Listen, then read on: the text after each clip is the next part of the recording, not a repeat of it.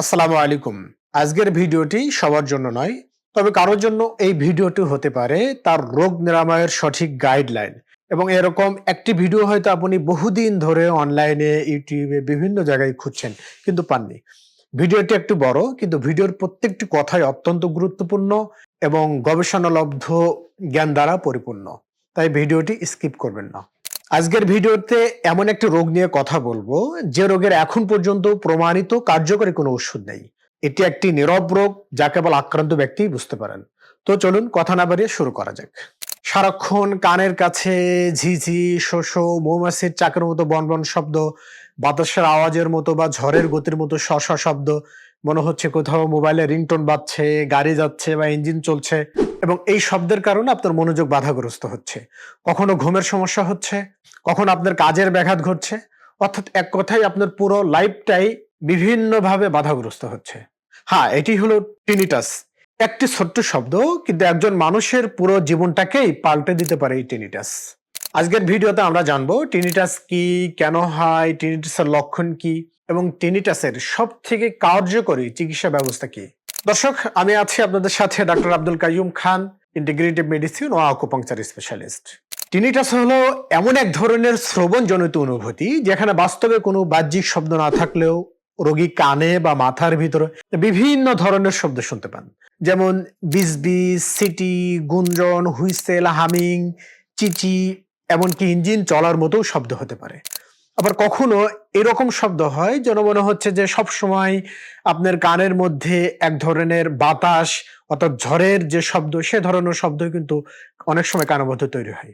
এটি একটি auditory perception disorder, যেখানে কানের ভিতরের যে অডিটরি সিস্টেমের যে অস্বাভাবিক সিগন্যাল প্রসেসিং এর কারণে মস্তিষ্ক ভুলভাবে শব্দ সৃষ্টি করে, ফলে বাস্তবে শব্দ না থাকলেও রোগী তা শুনতে পায়। টিনিটাস নিজে আসলে কোনো রোগ নয়, বরং কানের ভিতরের কোনো শরীরবৃত্তীয় বা নিউরোলজিক্যাল অস্বাভাবিকতার একটি উপসর্গ, যা অনেক সময় স্ট্রেস, বয়সজনিত পরিবর্তন, লাউড সাউন্ডের এক্সপোজ, কানের ব্লকেজ, স্নায়ুর সমস্যা বা রক্তনালীর সমস্যার কারণে হতে পারে। টিনিটাস প্রধানত দুই ধরনের হয়ে থাকে। একটা হলো যে সাবজেক্টিভ টিনিটাস, মানে সবচেয়ে কমন, যেটা অনেকের হতে পারে। আর একটা হচ্ছে অবজেক্টিভ টিনিটাস, যেটা হচ্ছে খুব রেয়ার। সাবজেক্টিভ যে টিনিটাস, এটার ধরন হলো তার কানের মধ্যে যে অস্বাভাবিক আওয়াজ, শব্দ, এটি শুধুমাত্র রোগীই শুনতে পান এবং তার আশেপাশের আসলে কেউ এটা শুনতে পায় না। সাধারণত এগুলো ইনার ইয়ার বা অডিটরি নার্ভ বা ব্রেন এর সমস্যার কারণে হয়ে থাকে। আরেক ধরনের টিনিটাস রয়েছে, সেটা হলো অবজেক্টিভ টিনিটাস। এটি এমন ধরনের টিনিটাস যে এই টিনিটাসে আক্রান্ত সে তো এই শব্দগুলো শুনতে পাবেই, পাশাপাশি কখনো যদি ডাক্তার রোগীর কানে স্টেথোস্কোপ লাগাই, সেই ডক্টরও রোগীর কানের মধ্যে যে অস্বাভাবিক শব্দ সেটা কিন্তু আসলে শুনতে পাই। আর এটা সাধারণত আসলে ভাস্কুলার সমস্যা বা পালসেটাইল টিনিটাস অথবা মিডল ইয়ার মাসেল স্পাজমের কারণে হতে পারে। এবার আমরা জানবো আসলে টিনিটাসের উপসর্গগুলি কি এবং কোন উপসর্গগুলো আপনার মধ্যে তৈরি হলে আপনি বুঝবেন যে আপনি টিনিটাসে আক্রান্ত। কানের মধ্যে ক্রমাগত শব্দ বা শব্দের অনুভূতি, নীরব পরিবেশে এই শব্দগুলো আরো বেশি শোনা যায়, ঘুম নষ্ট হয়, মনোযোগ কমে যায়, কখনো কখনো কান অনেক বেশি ভারী লাগে, মাথা ঘোরা বা হালকা মাথা ব্যথাও হতে পারে। এবার আসলে আমরা জানবো টিনিটাস আসলে কিভাবে হয় বা কেন হয়। টিনিটাস হওয়ার আসলে বেশ কিছু কারণ রয়েছে। এর মধ্যে মোটা দাগে কিছু কারণ, যেমন হচ্ছে ইয়ার রিলেটেড কারণ, যেমন আমাদের এই কারণগুলো আমাদের কানের সাথে সম্পর্কিত। যেমন ইয়ার ওয়াক্স জমে যাওয়া, অর্থাৎ কানের মধ্যে ময়লা জমে যাওয়া, মিডল ইয়ার ইনফেকশন, কানের পর্দার সমস্যা, লাউড সাউন্ড এক্সপোজার, মানে দীর্ঘদিন ধরে অতিরিক্ত সাউন্ড হচ্ছে বা উচ্চ আওয়াজ হয় এ ধরনের কোনো কলকারখানায় কাজ করা। আবার হচ্ছে যে ডিজে সাউন্ড বলা যায়। বয়সজনিত কিছু হেয়ারিং লস হয়। তো এইগুলো হচ্ছে মূলত কানের সাথে রিলেটেড। আরো কিছু কারণ আছে। যেমন হচ্ছে নিউরোলজিক্যাল কারণ, অডিটরি নার্ভ এর ওভার অ্যাক্টিভিটি, তারপর হচ্ছে নিউরোট্রান্সমিটার ইমব্যালেন্স, সার্কুলার বা ভাস্কুলার যে সমস্যা, সে সমস্যার কারণেও মূলত টিনিটাস আসলে হয়ে থাকে। যেমন হচ্ছে উচ্চ রক্তচাপ, রক্তনালীর সংকোচন, আথেরোস্ক্লেরোসিস, পালসেটাইল টিনিটাস। এটা হলো ভাস্কুলার কাজেস সবচেয়ে বেশি হলে তখন এটা সন্দেহ করা যায়।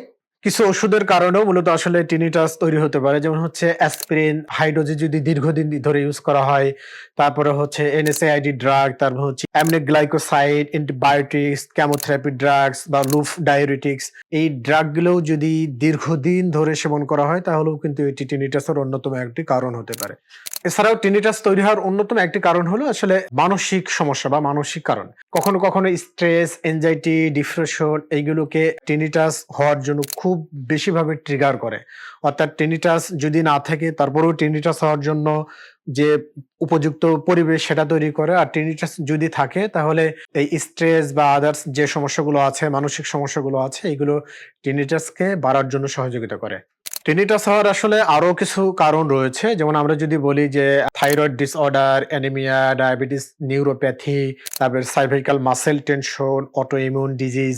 অনেক ক্ষেত্রে হয় কি যে আসলে উপরোক্ত কোনো কারণ ছাড়াই দেখা যাচ্ছে পেশেন্টের যখন আমরা হিস্ট্রি নিই তখন পেশেন্ট উপরোক্ত কোনো কারণের কথাই বলে না। তারপরেও রোগী যখন তার সমস্যার কথাগুলো বলে তখন আমরা বুঝি যে আসলে কোনো ধরনের কারণ ছাড়াই মূলত তার মধ্যে টিনিটাস তৈরি হয়েছে। দর্শক, এবার আমরা জানবো টিনিটাস আসলে কিভাবে তৈরি হয়, অর্থাৎ এর যে প্যাথোফিজিওলজি সেটা আসলে কি। আমাদের কানের মধ্যে যেটাকে বলা হচ্ছে যে ইনার ইয়ার থাকে। এই ইনার ইয়ারে অসংখ্য টিনি হেয়ার সেল থাকে, যেগুলোকে আমরা ককলিয়ার হেয়ার সেল বলে থাকি। এরা সাউন্ড ওয়েভকে ইলেকট্রিক্যাল সিগন্যালে কনভার্ট করে আমাদের ব্রেনের মধ্যে পাঠায়। অতিরিক্ত শব্দ, টক্সিন, বয়স বা ইস্টেমিয়া এই ধরনের কিছু যখন হয় তখন কিছু হেয়ার সেল মূলত আসলে ড্যামেজ হয়। আর এই হেয়ার সেলগুলো যখন ড্যামেজ হয় তখন ইরিটেটেড হেয়ার সেল থেকে আমাদের ব্রেনে এক ধরনের অ্যাবনর্মাল যে স্পন্টেনিয়াস যে সিগন্যাল সেটা কিন্তু সবসময় ব্রেন পাঠাইতে থাকে। এরপরে ব্রেন এই অ্যাবনর্মাল সিগন্যালকে সাউন্ড হিসেবে পারসিভ করে এবং রোগী কখনো কখনো ঝিঝি শুনতে পায়, যদিও বাইরের কোনো শব্দ ছাড়াই। এক্ষেত্রে ব্রেন যে প্লাস্টিসিটি এটাও কিন্তু ভূমিকা রাখে। আর দীর্ঘদিন যখন টিনিটাস থাকে তখন ব্রেন আমাদের এই যে নয়েজটাকে, অ্যাবনর্মাল সাউন্ডটাকে নরমাল ব্যাকগ্রাউন্ড হিসেবে ধরে নেয়, ফলে শব্দটা অনেক বেশি পারসিস্টেন্ট লাগে। দর্শক, এবার আমরা জানবো টিনিটাস আসলে কিভাবে আমাদের ব্যক্তিগত জীবন, পারিবারিক জীবন, সামাজিক জীবন এবং আমাদের কর্মক্ষেত্রে ব্যাপক প্রভাব রাখে। টিনিটাস শুধু কানের সমস্যাই নয়, এটা একজন মানুষের মস্তিষ্ক, মন, সম্পর্ক সবকিছুই বদলে দেয়। টিনিটাস আমাদের মানসিক স্বাস্থ্যকেও ব্যাপকভাবে ক্ষতিগ্রস্ত করে, যেমন ক্রমাগত নয়েজ বা শব্দ, ব্রেন ওভারলোড, ভয়, উৎকণ্ঠা, প্যানিক বা বিরক্তি ভাব, রাগ, হতাশা এবং কখনো কখনো কাজের যে কনসেন্ট্রেশন বা মনোযোগ সেটা কিন্তু নষ্ট হয়। ঘুমের সমস্যা, এটি যেহেতু রাতে যখন পেশেন্ট বিছানাতে যায় বা বালিশে মাথা রাখলে অতিরিক্ত আওয়াজ হয়, তাই এটা কিন্তু ঘুমটাকে খুব ব্যাপকভাবে ডিস্টার্ব করে। অর্থাৎ বারবার ঘুম ভেঙে যায়। ক্রনিক যে ইনসমনিয়া সেটা দেখা দেয় এবং ক্রনিক ইনসমনিয়ার কারণে একসময় পেশেন্টের মধ্যে ক্লান্তি বা যে প্রোডাক্টিভিটি সেটি কিন্তু কমে যায়। এবং টিনিটাসের সবথেকে যে প্রভাব সেটা হলো যে আমাদের পারিবারিক জীবনকেও টিনিটাস খুব ব্যাপকভাবে প্রভাবিত করে। এটা আসলে কিভাবে প্রভাবিত করে? যেমন শব্দটা যেহেতু আপনার বাহ্যিক কোনো কোথাও দেখা যাচ্ছে না, বোঝা যাচ্ছে না এবং এই শব্দটা শুধু আপনিই শুনতে পাচ্ছেন। এজন্য পরিবার মনে করে যে আসলে আপনার কিছুই হয়নি। কিন্তু রোগী সত্যিকারেই ভিতরে, ভিতরে যুদ্ধ করে যাচ্ছেন। এবং টিনিটাসের সবথেকে বড় আরেকটি প্রভাব হলো যে টিনিটাস আমাদের দাম্পত্য জীবনকেও প্রভাবিত করে। কিভাবে প্রভাবিত করে? এই টিনিটাস যখন হয়, টিনিটাসের ক্রমাগত শব্দের কারণে পেশেন্ট যে মনোযোগ বা কনসেন্ট্রেশন সেটা ঠিকমতো দিতে পারে না। ফলে সে যখন তার ওয়াইফের সাথে মেলামেশা করতে যায় বা ইন্টিমেসি হয়, তখন সেদিকে মনোযোগ থাকে না। ফলে তার দ্রুত বীর্যপতন বা আদার্স যে সমস্যাগুলো আছে সেগুলো কিন্তু তৈরি হয়। এবার আমরা জানবো টিনিটাসের ট্রিটমেন্ট ব্যবস্থা। এখন পর্যন্ত টিনিটাসের চিকিৎসায় বিশ্বে অ্যাপ্রুভড বা অনুমোদিত কোনো ওষুধ নেই। তবে কিছু ক্ষেত্রে betahistine, flunarizine, ginkgo biloba, anti anxiety, anti depressant যে ওষুধগুলো আছে এগুলো রোগীর যে সিম্পটম অর্থাৎ যে লক্ষণ সেগুলোকে কমিয়ে দেয়। তবে স্থায়ীভাবে আসলে এগুলো নিরাময় করে না। অর্থাৎ রোগী যতদিন ধরে এই ওষুধগুলো খাবে ততদিন ভালো থাকবে। এরপরে যখন ওষুধ ছেড়ে দিবে তখন ওই সমস্যাগুলো আবার ফিরে আসবে, আবার দেখা দিবে।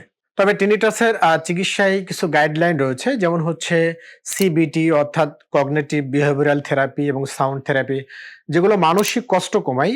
কিন্তু টিনিটাসের যে সাউন্ড এটি কখনোই পুরোপুরি বন্ধ হয় না বা কমে যায় না। শুধুমাত্র আপনাকে শেখানো হয় যে এটি আসলে চলতেই থাকবে, এটা আপনাকে মেনে নিতে হবে। সম্মানিত দর্শক, এবার আমরা জানবো যে টিনিটাস নিরাময়ে আকুপাংচার চিকিৎসার কার্যকারী এবং বৈজ্ঞানিক ভিত্তি কি। আকুপাংচার হলো প্রায় ৬,০০০ বছরের পুরনো চাইনিজ মেডিকেল সায়েন্স, যেখানে শরীরের নির্দিষ্ট পয়েন্টে সূক্ষ্ম সুই প্রয়োগ করে আমাদের নার্ভ, ব্রেন ও সার্কুলেশনকে ব্যালেন্স করা হয়। এখন আমরা জানবো যে আকুপাংচার চিকিৎসা কি আসলেই অন্যান্য সকল চিকিৎসার তুলনায় ভালো রেজাল্ট দিতে পারে, মানে বৈজ্ঞানিক গবেষণা কি বলে। 2016 সালে দ্য স্প্রিঞ্জার নেচার জার্নালে একটি গবেষণা প্রকাশিত হয়েছে। যে ওই গবেষণাতে বলা হয় যে 9টি র্যান্ডমাইজ কন্ট্রোল ট্রায়াল নিয়ে গবেষণা হয়েছিল। এই গবেষণাতে মূলত আকুপাংচার এবং অন্যান্য যে এলোপ্যাথিক মেডিসিন বা কনভেনশনাল মেডিসিন রয়েছে এই দুটোর মধ্যে তুলনা করা হয়। এই গবেষণার ফলাফলে রোগীরা যেটা জানায় যে সেটা হলো যে আকুপাংচার ট্রিটমেন্টের মাধ্যমে তাদের সাবজেক্টিভ ইমপ্রুভমেন্ট হয়েছে। অর্থাৎ রোগীরা জানায় যে আগে তাদের যে সমস্যাগুলো ছিল এবং এলোপ্যাথিক মেডিসিন খেয়েও যেগুলোর মাঝে যে সমস্যা থেকে আসলে ইমপ্রুভ হয়নি, কিন্তু আকুপাংচার ট্রিটমেন্ট নেওয়ার মাধ্যমে ওই সমস্যাগুলো থেকে আগের থেকে অনেক বেশি ইমপ্রুভমেন্ট হয়েছে। 2019 সালে এলসিভারে আরেকটি সায়েন্টিফিক গবেষণা অর্থাৎ বৈজ্ঞানিক গবেষণা প্রকাশিত হয়, যেখানে 40টি কেস স্টাডি করা হয় এবং 3657 জন রোগী এই গবেষণাতে আসলে অংশ নেয়। এই গবেষণাতে টোটাল যে টিনিটাস ট্রিটমেন্টের জন্য 8টি চিকিৎসা পদ্ধতিকে আসলে সমন্বয় করা হয়, যেমন হচ্ছে acupuncture, acupuncture plus moxibustion, acupuncture plus ginger moxibustion, acupuncture plus medicine এবং অনলি মেডিসিন। এভাবে সকল পেশেন্টদেরকে বিভিন্ন গ্রুপে ভাগ করে বিভিন্ন ধরনের ট্রিটমেন্ট দেওয়া হয়। তবে এই গবেষণায় সব থেকে ভালো যে ফলাফল প্রদর্শিত হয়, ভালো ফলাফল দেখায়, যে সেটা হলো যে আকুপাংচার এবং মকজিবেশন ট্রিটমেন্টের মাধ্যমে রোগীদের সব থেকে বেশি ইমপ্রুভমেন্ট বা উন্নতি হয়েছে।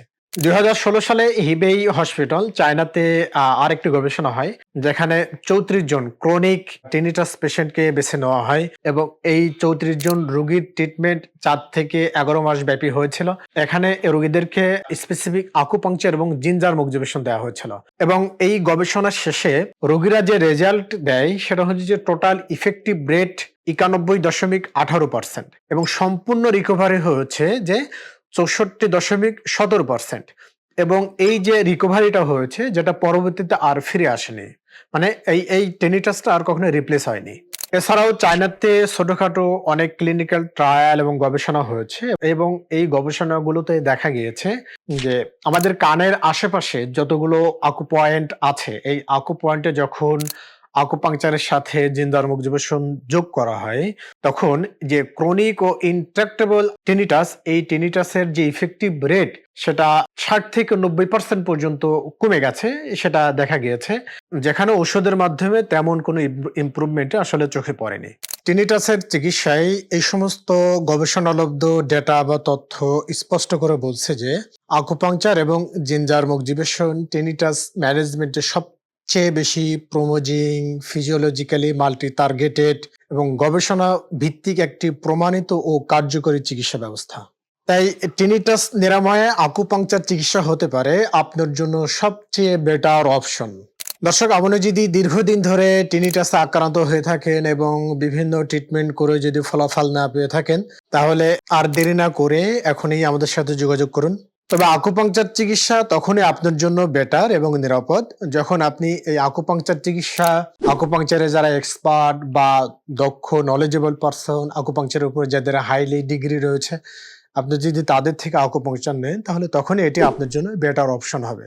আর এর বিপরীতে যদি আপনি যেখান সেখান থেকে যত্রতত্র যদি আকুপাংচার নেন, তাহলে এটার ফলে যেটা হবে যে আপনাদের আমাদের কানের যে নার্ভগুলো রয়েছে এগুলো তো খুবই সূক্ষ্ম, এই নার্ভগুলো ক্ষতিগ্রস্ত হবে এবং দীর্ঘস্থায়ীভাবে আপনি কানে কম শোনা বা বধিরতার সমস্যায় কিন্তু আক্রান্ত হতে পারেন। তো দর্শক, আপনি যদি দীর্ঘদিন ধরে টিনিটাস সমস্যায় ভুগে থাকেন তবে দেরি না করে এখনই আমাদের সাথে যোগাযোগ করুন এবং আমাদের যে বেটার অপশন আকুপাংচার ট্রিটমেন্ট সেটা গ্রহণ করুন। দর্শক, সর্বশেষ আপনাদের জন্য একটাই কথা, এই ভিডিওগুলো আসলে মূলত আপনাদের জন্যই করা হয়, যাতে এই ভিডিওগুলো দেখে আপনারা আপনাদের রোগ সম্পর্কে জানতে পারেন, চিকিৎসার বেটার অপশন খুঁজে পান এবং সুস্থতা অর্জন করতে পারেন। তাই আপনারা এই ভিডিওগুলো যেখান থেকে দেখছেন, ফেসবুক, ইউটিউব, সেখান থেকে আমাদের পেজগুলো ফলো করুন, চ্যানেলগুলো সাবস্ক্রাইব করুন এবং এই ভিডিওগুলো অধিকতর শেয়ার করার মাধ্যমে আপনার বন্ধু বান্ধব, আত্মীয় স্বজন বা নিকট আত্মীয় যারা আছে তাদের মাঝে ছড়িয়ে দিন, যাতে তারাও এই রোগগুলো সম্পর্কে জানতে পারে, ট্রিটমেন্ট সম্পর্কে জানতে পারে এবং সুস্থতার সঙ্গে দীর্ঘ জীবন, তার জীবনটাকে উপভোগ করতে পারে। তো দর্শক, কথা না বাড়িয়ে আজকের মতো এখানেই বিদায় নিচ্ছি। পরবর্তী ভিডিওতে আবার কথা হবে। সে পর্যন্ত সবাই ভালো থাকবেন, সুস্থ থাকবেন। আল্লাহ হাফেজ।